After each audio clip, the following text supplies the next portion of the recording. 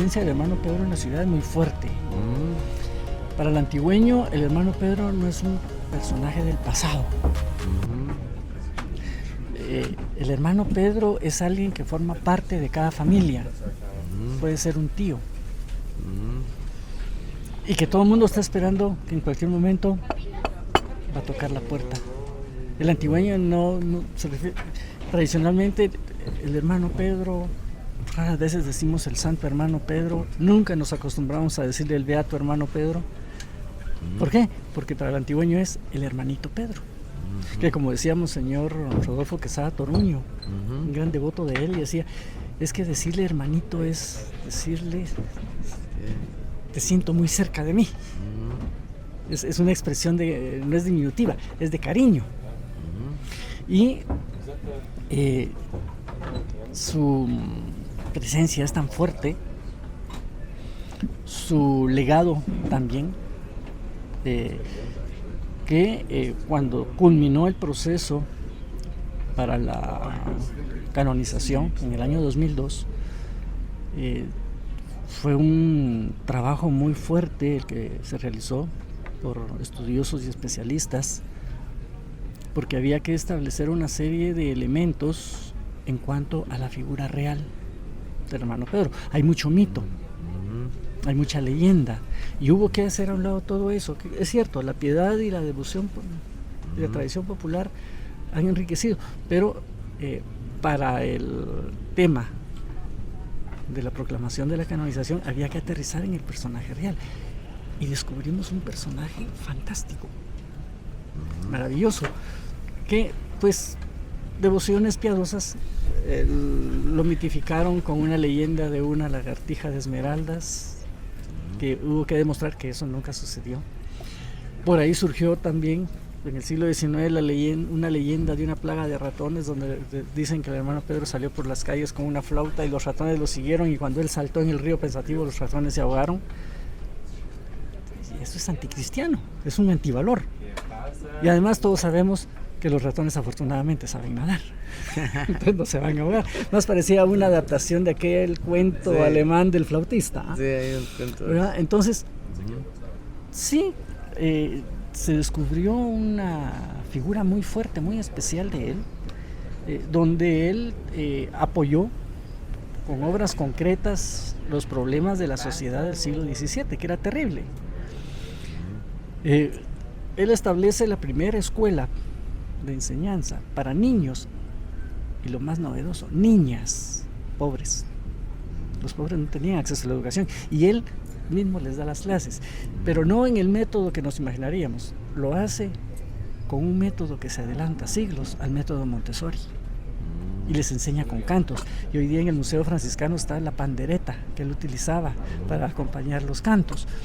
En las devociones nos deja eso, y además tenía una visión de las cosas muy fuerte.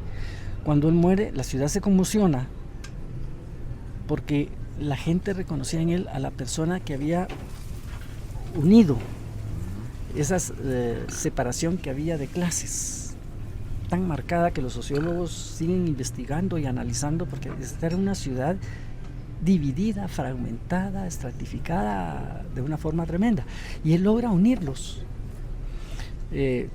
Iba con las familias pudientes, ya no le tiene ropa que no use, pero que se me estaba, démela, porque se la voy a dar a gente que la necesita, para que así pueda ir a la misa, pero no se las voy a regalar, yo se las presto, porque otro la puede utilizar.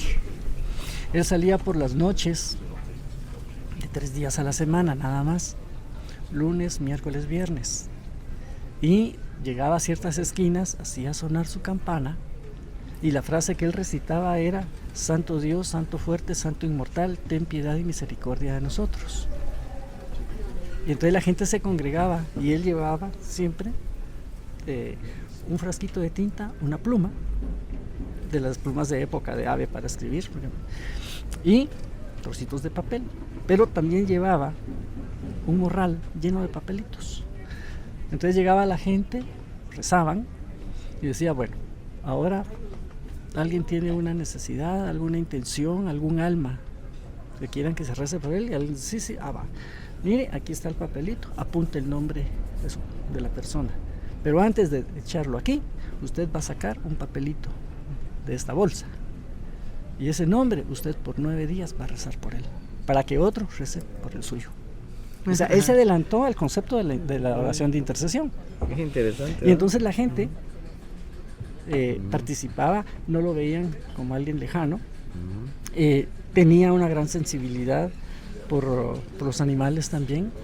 Está el relato de un caso de unos muchachos que en la plaza de San Pedro habían atrapado un zopilote y lo estaban molestando, lo tenían atado y lo estaban lastimando.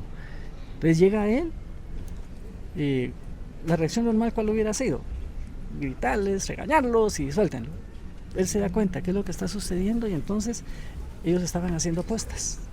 Entonces él se pone y empieza a hacer apuestas con ellos. Y cada vez que él ganaba, era una penitencia para ellos. Y la última penitencia, liberen al zopilote. Entonces tenía esa visión educativa, ¿no? Porque el hermano Pedro no era cualquier persona. Él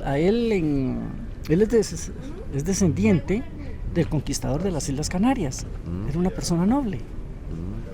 En el año 2010 ya tuve la oportunidad de estar allá en Canarias. Visité la isla de Tenerife, conocí el lugar donde él nació y creció y los lugares de su vida. Y pues la familia Betancourt es una familia noble. Y él, pues con toda esa capacidad que tenía, la desarrolló. Claro, llega al continente bajo una situación muy particular, porque él, para la mentalidad de la época y demás, él quería ser sacerdote, porque él quería dar su vida por la fe, y mejor si moría mártir, para dar su vida por intención de muchas personas.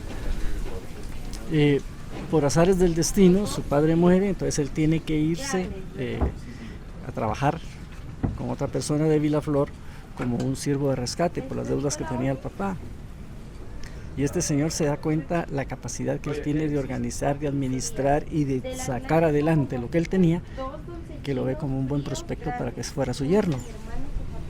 Y una tía que conocía las intenciones de Pedro le dice, mira, tu mamá ya hizo el arreglo, te van a casar. ¿Te quedas o quieres seguir el sueño de tu vida? Entonces él decide embarcarse, pero no traía sus documentos. Entonces la tía le ofrece que se embarque y ella le envía después todas sus probanzas de hidalguía para venir al Nuevo Mundo.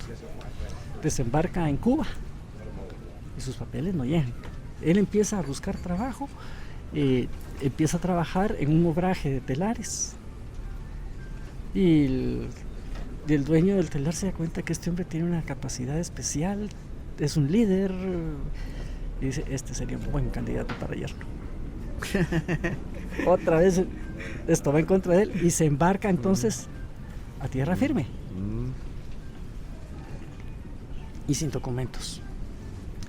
El puerto para desembarcar era el puerto de Trujillo, pero en el trayecto de Cuba a Honduras, diríamos, hay un motín en la embarcación y él logra controlar la situación. Entonces el capitán del barco dice, no, este es el mejor primer oficial que puedo tener, no, yo no lo dejo desembarcar cuando llegamos a Trujillo. Entonces lo amarran y lo meten a la bodega del barco.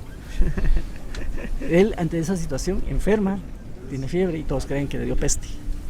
Entonces, cercano ya a la costa, se dan cuenta de esto. Y dicen, si llegamos con un enfermo al puerto no nos dejan ni aprovisionarnos ni nada, tírenlo al mar. Entonces el hermano Pedro lo lanzan al mar y nadando llega a la playa. Entonces en aquellos años del 2002 decíamos, bien podríamos decir que el hermano Pedro es el patrono de los mojados, porque es el primer mojado que entra a tierra firme y realmente no traía documentos. Claro. Entonces se viene a pie desde Honduras a esta ciudad. sin dinero, sin conocer a nadie. Cuando él llega a esta ciudad, ese mediodía, fue un sábado, al cruzar el puente de las Monjas, allá en la Concepción, no el puente del Matasano, sino el puente donde ahora está la estación de bomberos.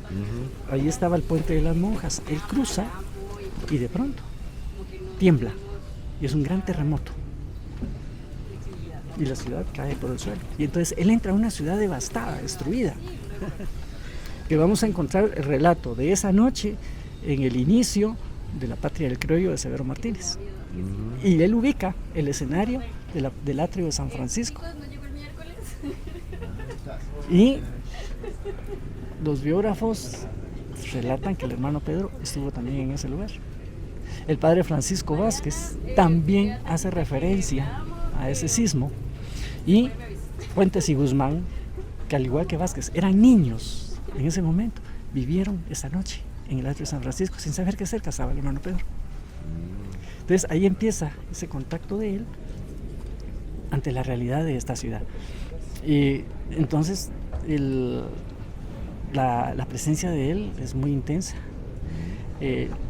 Luego la devoción a él es muy particular, porque para muchos decían, bueno, Belén. ¿Por qué Belén? Porque él tenía la visión que el fundamento de todo es la familia, y lo más preciado de una familia son los niños.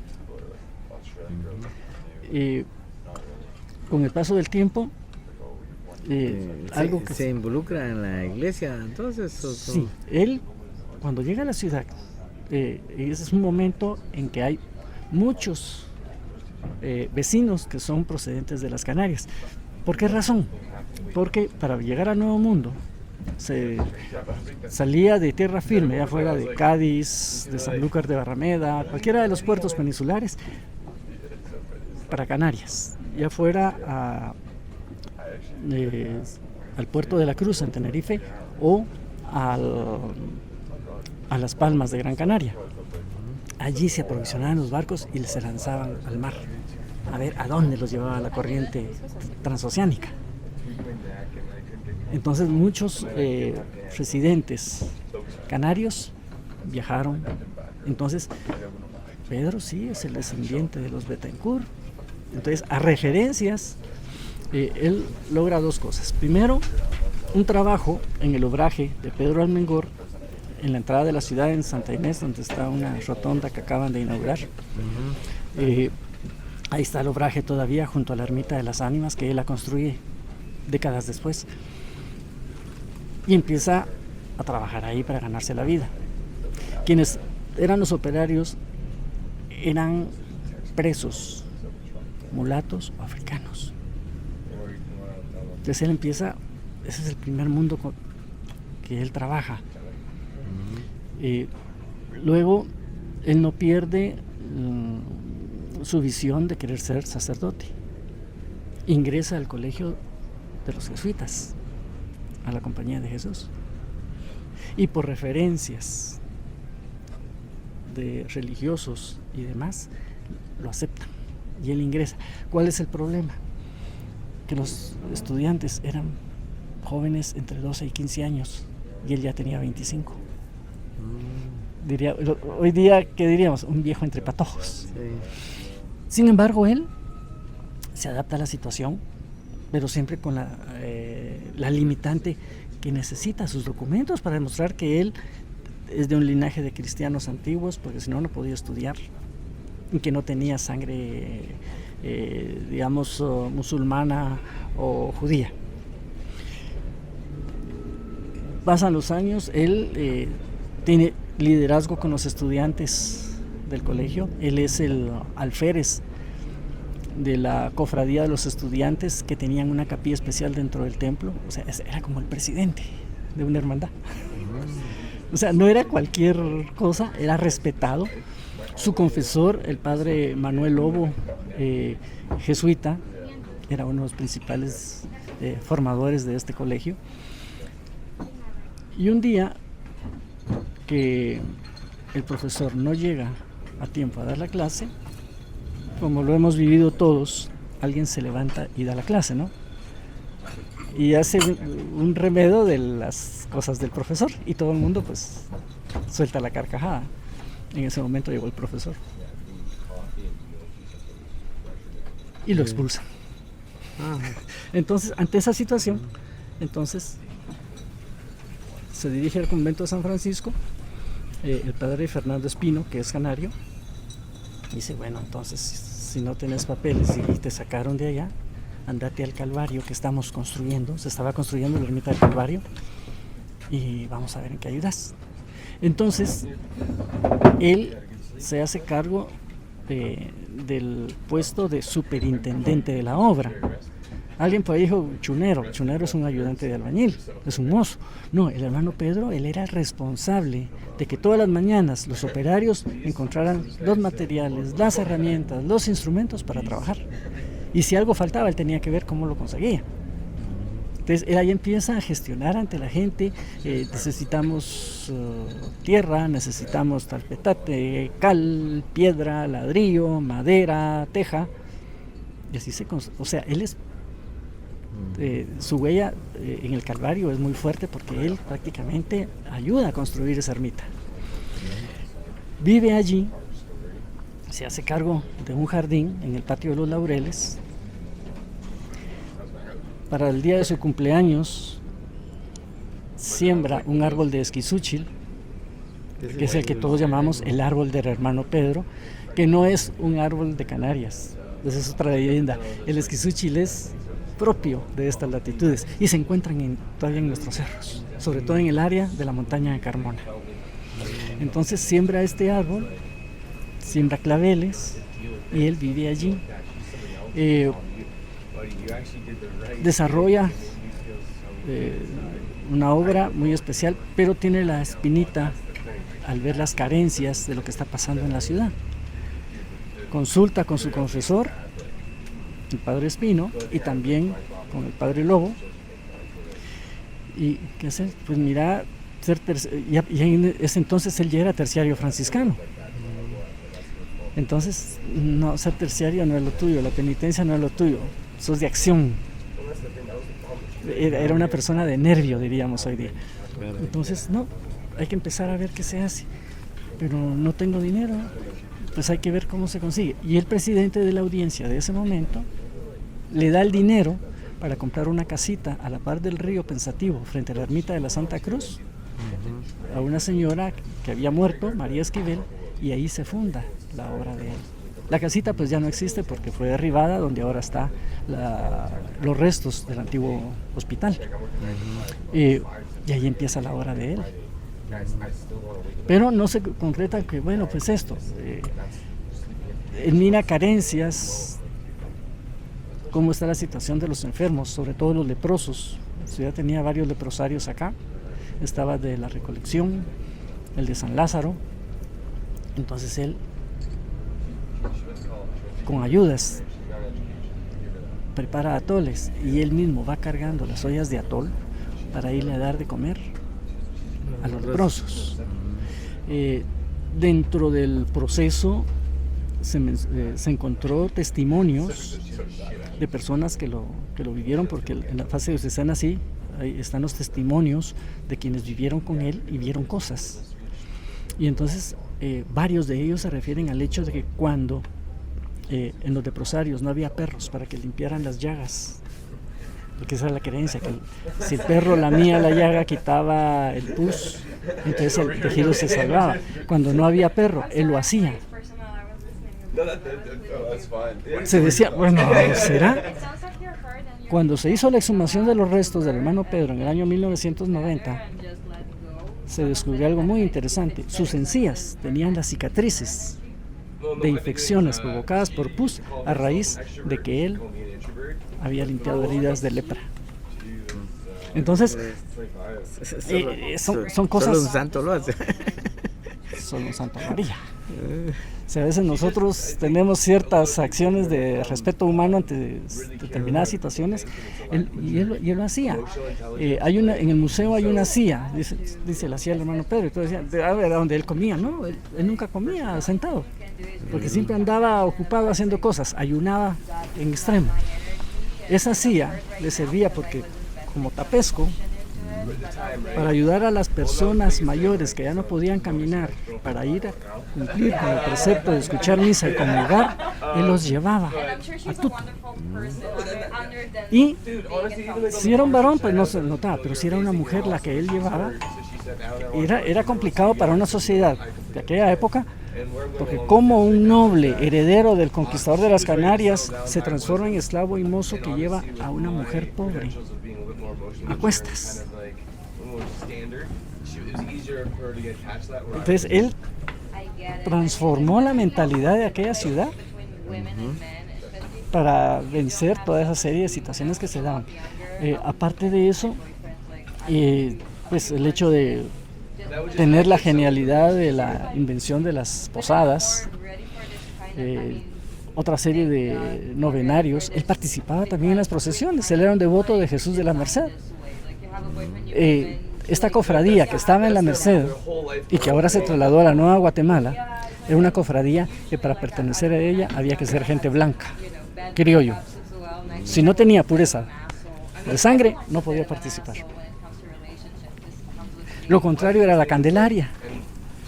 Ahí había que tener pureza de sangre indígena. Y entonces, quien no tenía esas dos calidades, ¿qué hacía? El hermano Pedro participaba en la Merced porque sí tenía el linaje de la nobleza canaria. Entonces él participaba como penitente en la procesión del Nazareno Mercedario. Tenía sus prácticas devotas cuaresmales del Via Crucis en la madrugada, en la calle de los Pasos. Entonces esa calle es tan significativa para el antigüeño porque aquí caminó el hermano Pedro. El año pasado que movieron las piedras, a mucha gente le dolió. Movieron las piedras donde pasó el hermano Pedro. Eso no lo entendieron quienes lo hicieron. Pero para el antigüeño y los vecinos del barrio, ¿dónde quedó la huella del hermano Pedro si la cubrieron de cemento? Disculpe, mire.